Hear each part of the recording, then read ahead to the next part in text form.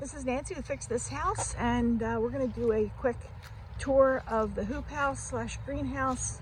Don't mind the mess, I just rearranged some stuff.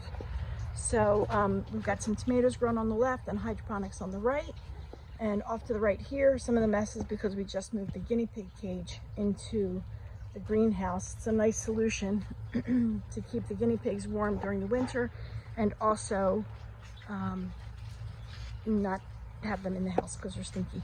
So we have tomato plants that I started growing earlier this year. Some nice cherry tomatoes. I recently hung them up, used some clips to get all the cherry tomatoes up. Let me show you the clips. These are pretty common these days. They're nice clips for attaching the string here around the plant here, like so. And I don't know if I can, there you go. So you can kind of see the clip right there. If I can get the plant out there. There's the clip. It clips together like so and holds the plant up. So those are very useful. Down below here, I have a bucket where I've got some seeds that I've started. This is a nice way to keep the plants wet when I'm not going to be out here all the time. These are some of the ornamental grass that I'm multiplying. Peppermint. This is calendula right here. I'm going to try growing that over the winter.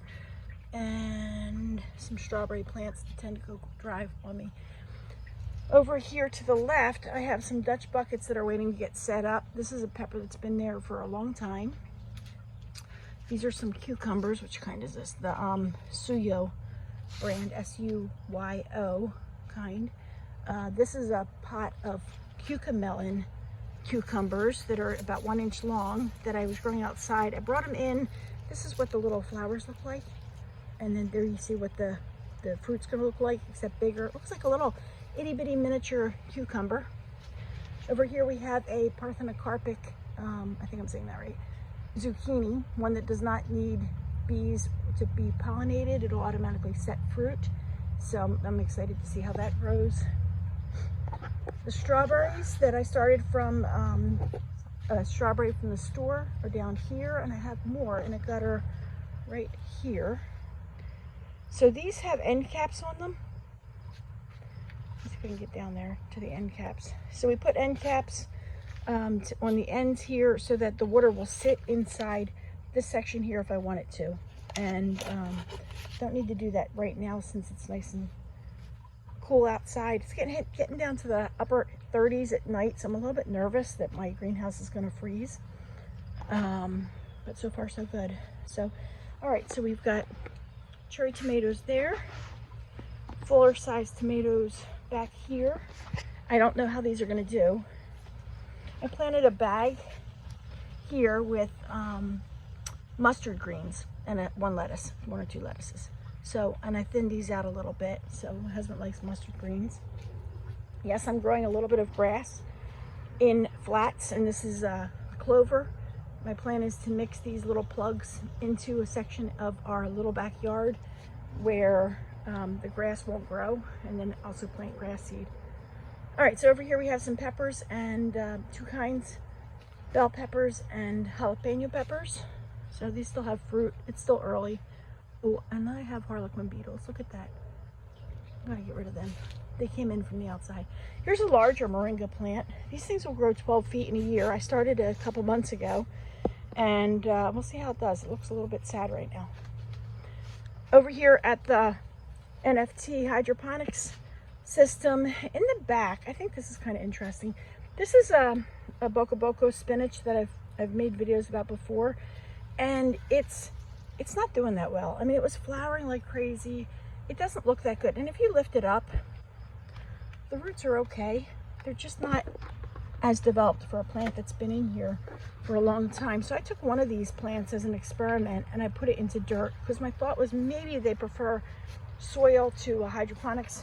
And down here, I think you can see, there's the one that I have below the hydroponic system. It's where a drip is in the system, so I put it there so it would take advantage of the drip.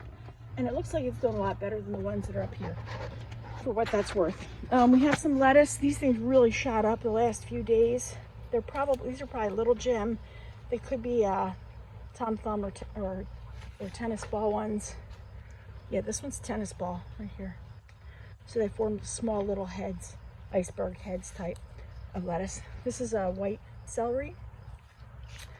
I've been cutting back the peppermint, which wants to take over. I moved some of them out into other containers down below. The Mizuna is starting to grow.